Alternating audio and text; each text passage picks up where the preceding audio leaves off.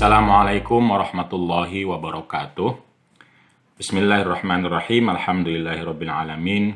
Wa afdhalus salawati wa tamut taslim ala sayyidina Muhammadin wa alihi wa sahbihi wa sallim ajmain amma ba'd. Video saya yang kemarin tentang konsep nusyuz dalam perspektif mubadalah memperoleh tanggapan yang langsung disampaikan kepada saya dalam beberapa poin. Tapi ada satu poin yang ingin saya lanjutkan dalam sebuah penjelasan lebih lanjut, yaitu pertanyaan tentang apakah bisa ayat An-Nisa 128 itu kata-kata berpaling dari istrinya itu tidak hanya terkait dengan selingkuhan atau orang ketiga yang kemudian ditindaklanjuti oleh suami dengan cara poligami. Tetapi saya sebutkan di situ kan bisa karir, bisa gerakan.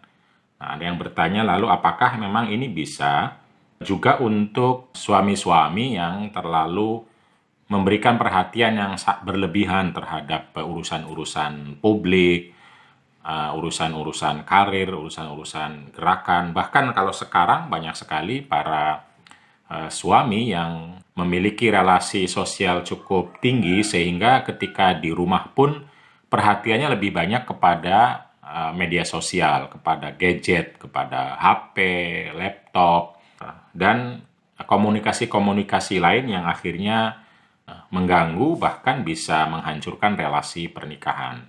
Apakah fakta-fakta atau kasus-kasus seperti ini bisa dijelaskan, ditafsirkan dengan menggunakan ayat surat An-Nisa 128. Saya akan mencoba membahas ini tentang seorang istri yang khawatir atau tahu bahkan terhadap perilaku suaminya yang terlalu banyak bermain media sosial, berhubungan, entah alasan kerja, entah alasan berelasi, entah alasan, bahkan bisa jadi juga tentu saja selingkuhan. Tetapi terlepas dari apakah itu betul selingkuhan atau kerja, tapi yang dilihat oleh suaminya adalah aktivitas dengan media sosial sehingga akhirnya lupa istrinya, lupa anaknya, relasi dengan keluarganya tidak lagi menjadi kuat, dan itu kan juga berpaling. Itu kira-kira pertanyaannya, apakah bisa diselesaikan dengan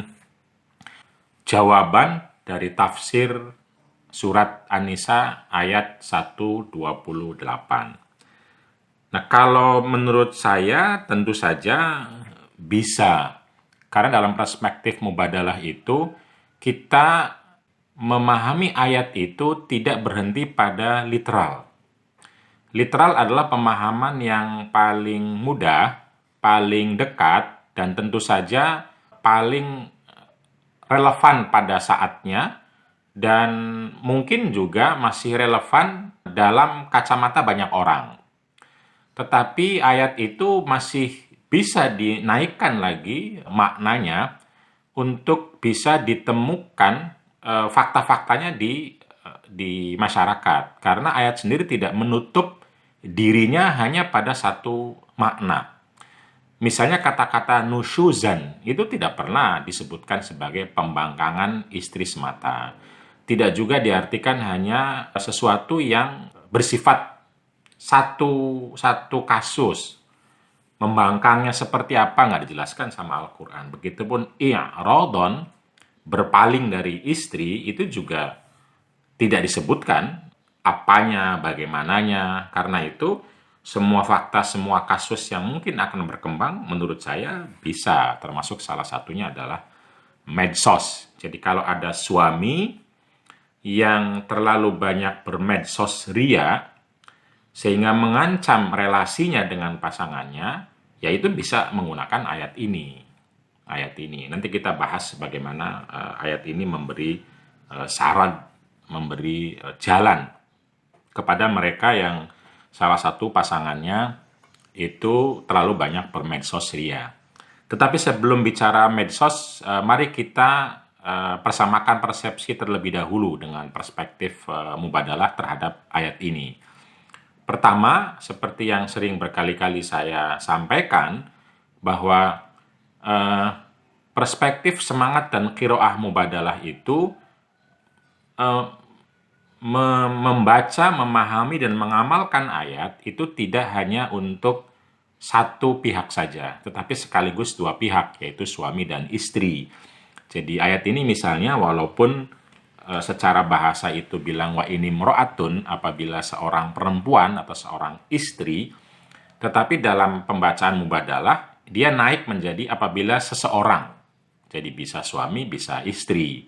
Sehingga kalau faktanya itu terjadi yang nusus dan yang i'rad itu adalah istri, ya suami bisa juga pakai ini, pakai ayat ini. Walaupun secara literalnya untuk istri. Mengapa?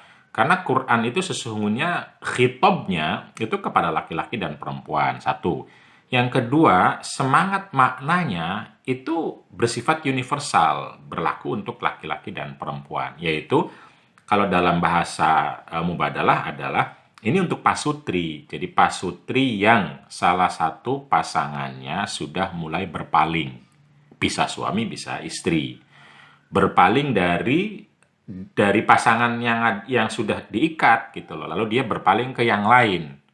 Nah, berpaling ke yang lainnya itu biasanya itu yang paling krusial sekali dulu dan sekarang juga dihadapi oleh semua orang adalah yang biasa kita sebut sebagai orang ketiga atau selingkuhan. Ini biasanya kalau konteksnya, karena ikatan pernikahan itu kan ikatan tubuh dengan tubuh dan juga jiwa dengan jiwa, atau eh, ya seseorang karena itu akan sangat krusial dan emosional sekali jika salah satunya lalu punya ikatan dengan orang lain, ikatan yang emosional yang ada cinta dan lain, bukan ikatan kerja ya, dan lain-lain.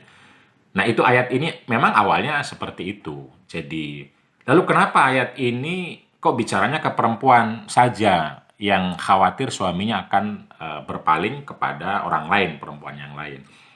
Ya mudah, tentu saja ini berlaku banyak, artinya sangat relevan sampai sekarang juga. Ini terjadi karena ya laki-laki yang banyak keluar, laki-laki yang bekerja, laki-laki yang punya potensi untuk tertarik dengan orang di luar, karena dia yang keluar, dia yang bertemu, dia yang bermasyarakat, bersosialisasi sebagian besar tentu saja.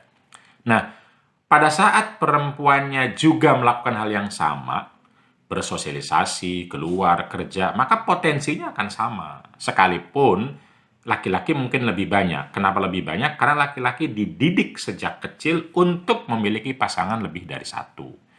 Untuk tertarik kepada lebih dari satu perempuan. Jadi secara jiwa sudah dilatih, gennya sudah ada, otaknya juga bawah sadarnya demikian, lalu kemudian kondisi sosialnya mendukung. Mendukung untuk laki-laki mudah terpengaruh. Ketemu banyak perempuan yang kalau di luar berdandan, berpakaian, kalau di dalam tidak berdandan, tidak berpakaian istrinya. Nah, ini adalah kondisi faktual yang saya kira ayat ini sangat-sangat relevan. Banyak perempuan lalu khawatir suaminya akan berpaling kepada orang lain, akan nusyuz dan akan i'rad. Nusyuz seperti yang saya jelaskan sebelumnya itu ada perasaan suami merasa lebih berhak untuk berselingkuh ini. Merasa lebih benar, merasa lebih berkuasa lalu sombong, otoriter, lalu mengatur. Nah, istri khawatir suaminya akan demikian karena dia bertemu dengan banyak pihak. Kalau i'rodon itu menurut saya lebih rendah dibanding nusyus. Lebih rendah dalam arti ya dia selingkuh tapi ada perasaan bersalah. Bersalah dalam arti dalam konteks relasi. Kalau dosa tentu saja setiap orang mungkin merasa berdosa, sebagian besar kalau orang yang beriman. Tapi dalam konteks bersalahnya relasi. Relasi artinya dia tidak merasa lebih tinggi, lebih berhak, sehingga ya udahlah saya selingkuh saja karena saya dizalimi. Nah, perasaannya tidak ada. Kalau ada perasaan ini namanya nusus. Tapi kalau sekedar dalam arti nggak ada perasaan lebih tingginya, itu namanya i'rodon. Jadi dia berpaling dari istrinya kepada orang lain. Nah, saya menekankannya pada kata-kata i'rodonnya ini. I'rodon itu berpaling. Nah, orang berpaling sekarang tentu saja karena punya perhatian di luar relasi ini. Seseorang kan punya relasi dengan banyak pihak, tidak hanya semuanya relasi marital atau relasi suami istri. Ada relasi pertemanan, ada relasi kerja, ada relasi gerakan. Nah, semua relasi-relasi ini sangat memungkinkan akan mengganggu relasi marital. Berpotensi besar untuk mengganggu relasi marital. Nah, kalau dulu relasi-relasi ini bersifat faktual atau istilah sekarang itu ya nyata, kopdar, darat nyata ada, kolonial. Jadi nyata ada ketemu orang per orang relasinya, baik kerja, baik gerakan. Nah, pada saat ini setelah ada gadget dan lain-lain, relasinya menjadi virtual. Dan relasi virtual ini saat-saat pandemi ini juga menjadi sebuah fakta bahkan. Virtual tapi fakta. Fakta apa ya untuk kerja? Sekarang kerja melalui virtual semua. Sekarang gerakan juga banyak melalui virtual semua. Sekarang ceramah juga menggunakan virtual semua. Jadi orang tidak tahu ketika pegang HP itu apakah betul sedang mengaji, apakah betul sedang belajar, apakah betul sedang bekerja, atau justru sedang berselancar untuk hal-hal yang misalnya bersifat seksual atau bersifat hobi atau bersifat kita tidak tahu, tapi faktanya pegang HP. Lalu waktunya habis atau kebanyakan habis melupakan suami, istri, dan anak-anak. Ya ini masuk yang rodon. Ini masuk dalam kategori terminologi bahwa orang itu i'rad, berpaling. Jadi ayat ini tepat sekali untuk kehidupan kita sekarang, terutama masa pandemi, di mana salah satu pasangannya ribut, sibuk seminar terus, misalnya kalau seminar, Zoom, WA, Facebook, website, dengar musik, dengar ceramah, semuanya dengan HP itu. Nah, itu i'rodon. I'rodon sudah masuk dan itu mengancam rumah tangga. Mengancam keutuhan rumah tangga. Karena itu, ya Jalan Quran mengatakan, fala junaha alaihima an yusliha bainahuma sulha. Nah, ini saran yang sangat keren dari Al-Quran bagi orang yang salah satunya atau kedua-duanya, apalagi nih kedua-duanya, salah satunya terlalu memberi perhatian kepada media sosial untuk apapun, termasuk untuk hal kebaikan. Misalnya dakwah. Kalau berlebihan sekali, maka tentu anak keluarga akan menanggung akibat dari tindakan yang berlebihan ini. Karena itu harus sadar. Nah, karena harus sadar, maka Quran mengatakan, fala junaha alaihima an yusliha bainahuma sulha. Tidak ada salahnya dua pasangan itu atau suami dan istri itu lalu kemudian duduk berdamai. Duduk berdamai artinya ini kan fakta nih, sudah banyak waktunya untuk HP atau untuk gadget. Atas nama karir, atas nama relasi, atas nama kerja, atas nama gerakan, atas nama apapun. Duduk silakan didiskusikan. Mana yang masih bisa ditolerir, mana yang tidak. Itu silahkan duduk. Jadi itu penting karena kalau tidak si istri akan curiga terus. Si suami akan cemburu terus ketika istrinya pegang HP. Atau ketika suaminya pegang HP. Cemburu, curiga, khawatir, takut. Nah, Quran memberikan jalan keluar yang sangat keren sekali, sangat hebat sekali, sulhun, damai. Duduk berkomunikasi secara baik-baik, jujur, terbuka untuk berbicara berapa waktu untuk HP, berapa waktu untuk hubungan, untuk memperkuat hubungan, berapa waktu untuk anak, atau kapan. Karena kalau tidak ini akan menghancurkan relasi. Kata Quran lalu wasulhu khair. Berdamai itu baik sekali. Berdamai itu kita nggak bisa menutup habis-habis, nggak bisa juga. Karena ini akan tidak faktual, tidak realistis kalau istilah sekarang. Tidak bisa menutup rapat-rapat, tidak bisa, tapi membiarkan juga tidak bisa. Ini akan jadi candu yang pasti akan menghancurkan. Karena itu harus sulhun. Nah, yang namanya sulhun, maka tergantung kesepakatan dua belah pihak damainya. Bisa jadi karena kebutuhan tertentu, ke gadget, ke HP lebih besar jamnya. Yang ini harus mengalah.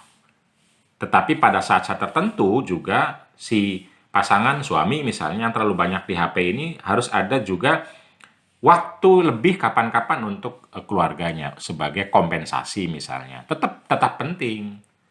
Atau bisa jadi si istri yang terlalu sibuk, sementara suaminya yang mencoba dekat dengan anak ini lalu merasa ditinggalkan, tidak dapat perhatian, karena istrinya terlalu banyak di gadget misalnya. Ini sulhun, silahkan berdamai.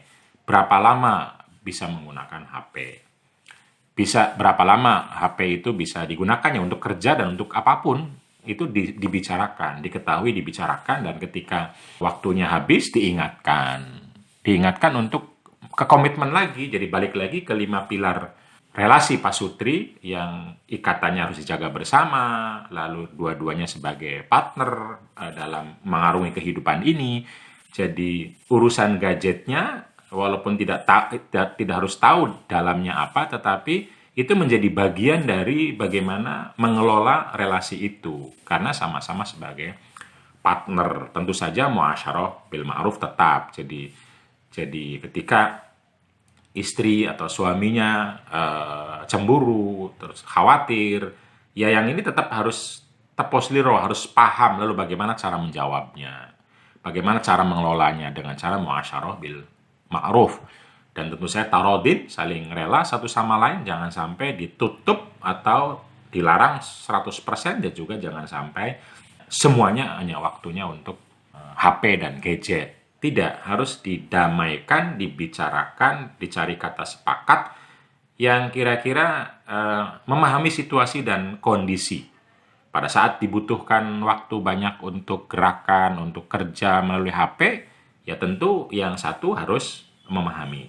Atau kalau dua-duanya ternyata aktif, ya dua-duanya harus memahami bahwa waktu untuk ketemunya kurang, sehingga ada kemungkinan akan terjadi salah paham. Nah, karena itu kemungkinan salah paham ini disadari sejak awal sehingga tidak mudah menjadi destruksi ketika terjadi. Karena jarang kontak secara fisik maupun secara jiwa ini. Karena itu ketika sudah kelihatan marah, kelihatan tersinggung, kelihatan cemberut, kelihatan apa lagi ini, cemburu, segera isi dengan bensin mubadalah, BBM atau bahan bakar cinta, harus segera diisi itu. Jadi ayat ini sangat tepat sekali, sangat cocok sekali bisa menjadi panduan untuk pasangan yang salah satunya, apalagi dua-duanya, salah satunya punya perhatian lebih sehingga melupakan pasangan, melupakan istri, atau melupakan suami atau keluarga. Yang ini bisa mengancam. Karena bisa mengancam, maka ayo damai. Ayo bicara.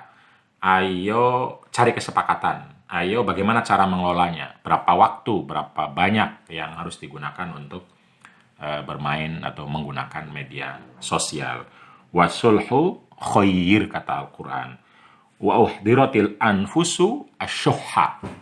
Dan biasanya setiap orang jiwa-jiwanya, perasaannya, keinginannya, harapannya itu terlalu egois.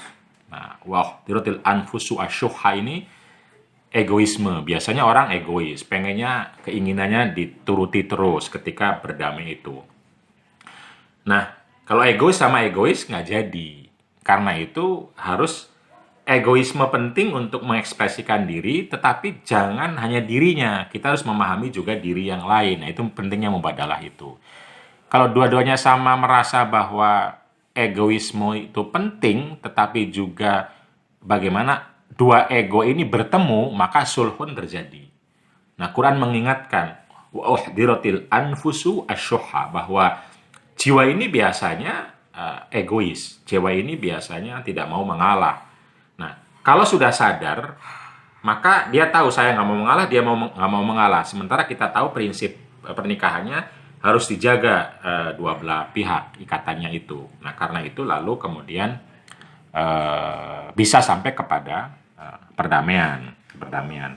Nah, salah satu dorongan Al-Quran ketika kita dikabari, disadarkan bahwa kita mungkin egois, lalu Quran memberi jalan lagi bahwa wa in tuhsinu wa tattaqu fa innallaha kana bima ta'maluna khabira. Jadi didorong lagi untuk masuk ke sulhun itu, bahwa ya kita kalau mau tuhsinu, mau berbuat baik. Nah, kalau sulhun mungkin masih berpikirnya saya dapat apa gitu loh. Tuhsinu sudah agak maju ke depan, saya berbagi apa.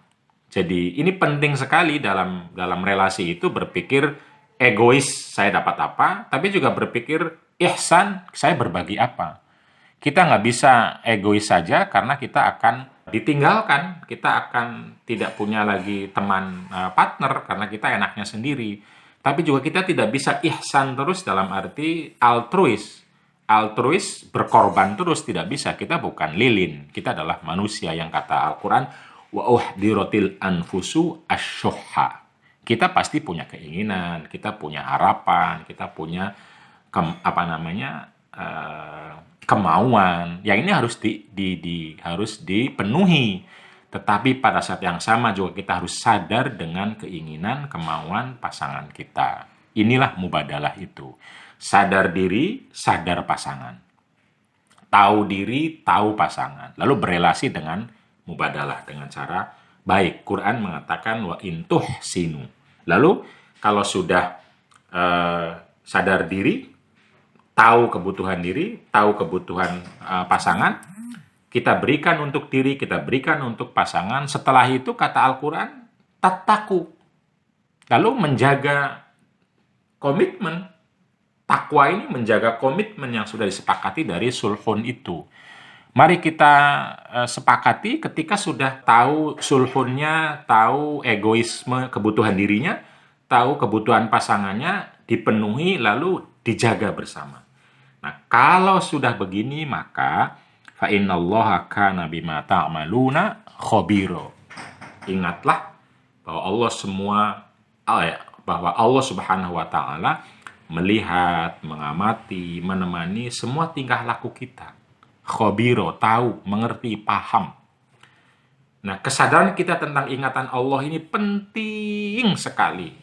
Karena ini akan mengawal kita untuk bisa selalu berbuat baik.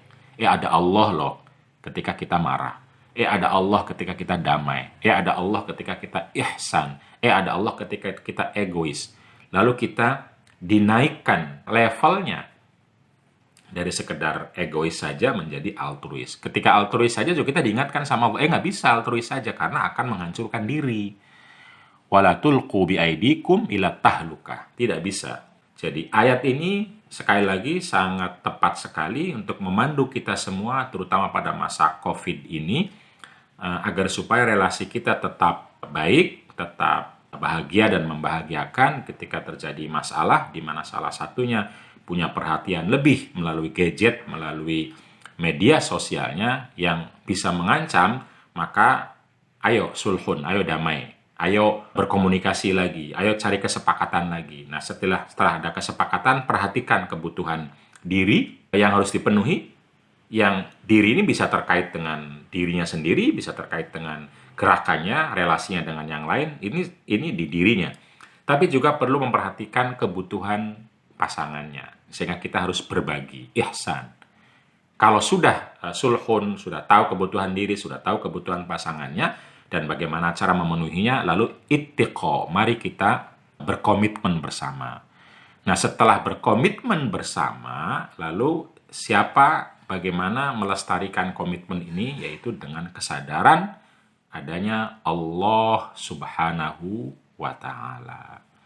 Biasakan hati kita, Biasakan jiwa kita setiap ada persoalan dalam relasi, sebut nama Allah dalam hati. Biarlah Allah yang akan mengurus, dan jangan lupa tentu saja berdoa. Jangan mudah kemerungsung, nanti pasti ada kejadian lagi, tapi jangan dikit-dikit berpikir misalnya cerai saja. Dikit-dikit berpikir ini bukan jodoh saya. Jangan. Lakukan langkah-langkah yang telah disebutkan oleh Al-Quran ini. Insya Allah pasangan kita, keluarga kita akan tetap lestari dan bisa membentuk individu-individu yang satu sama lain bisa bahagia dan membahagiakan. Terima kasih, semoga ini bisa menjawab pertanyaan yang terkait dengan seseorang yang pasangannya merasa baik istri atau suami lebih banyak perhatiannya terhadap gadget, dan Al-Quran telah memberi jawaban terhadap hal ini melalui tafsir Mubadalah. Terima kasih. Assalamualaikum warahmatullahi wabarakatuh.